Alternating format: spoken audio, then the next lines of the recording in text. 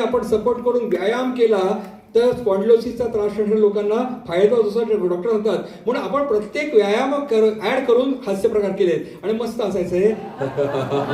पंख पडकवतायत. पंख पडकव.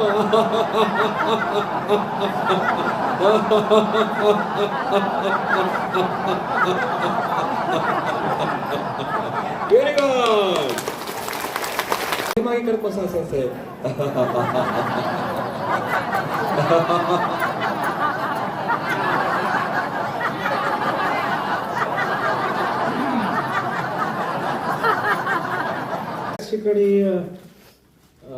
जाऊन बोल.